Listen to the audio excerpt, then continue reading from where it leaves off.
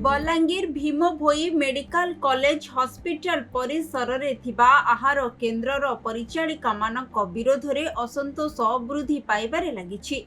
लोकंक पेटकू मुठाए खाद्य देबाकू आहार भली एक जन कल्याणकारी योजना करा जायछि, किंतु बलांगीर रे आहार केन्द्र परिचालना करुथिबा महिलांक व्यवहार परसुथिबा खाद्यर मानक नै लोकंक मध्य रे असंतोष देखा देछि।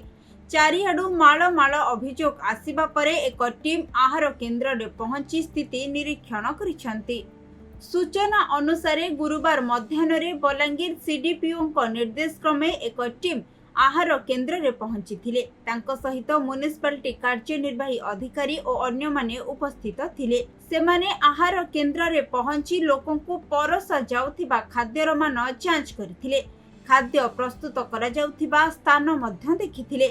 प्रकाश जे आहार केन्द्र परिचालना दायित्व रे थिबा ठिकादार पड़ार प्रगति एसएचजी रो सदस्य मानक व्यवहार को नै साधारण रे असंतोष देखिबा को मिलिछि। सेमाने लोकन को बाध्य करी दुईटी टिकेट नेबा पई कहउछंती। खाइबा समय रे कम परिमाणर खाद्य देउथिबा अभियोग मध्य होईछि। एहा जानिबा परे स्थानीय काउंसिलर माने मध्य म्युनिसिपालिटी रे अभियोग करिथिले। कार्यनिर्वाही अधिकारी तत्वावधान रे एक टीम गठन करा जायथिला। उक्त टीम आहार केन्द्र परिदर्शन करथिले। तेबे जांच समय रे जणा पड़िथिला जे आहार केन्द्र आरंभ हेबा दिन ठारू सेही प्रगति एसएचजी एहार परिचालन दायित्व रे रहिछंती।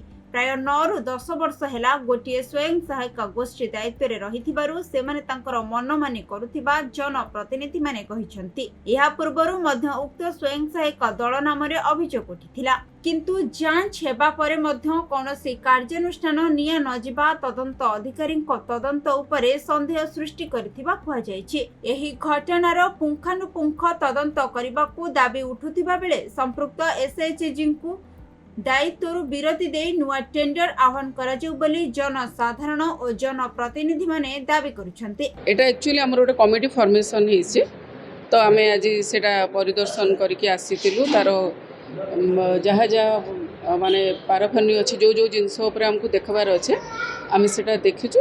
कमिटी आमर एटा डिस्कसन हेबा, कमिटी रिपोर्ट देबा। सरकार निर्देश अनुसार प्रत्येक वर्ष मार्च मास पर एप्रिल मास रिन्यूअल हेसी। रिन्यूअल पूर्व ऑलरेडी सरकार निर्देश अच्छे कैन मान नहीं जांच करा से सरकार निर्देश क्रमे आम आसिक आज जांच करूँ देखीचु। आपण मैंने जेन कहीचन सेटा भी आम अवगत आज आसी ऑलरेडी आम से हिसाब से पीडी डुड़ा जी अच्छा ऑलरेडी रिपोर्टिंग कर दो। बलांगीर गुप्तेश्वर पृष्ठिंग रिपोर्ट, खबर ओडिशा।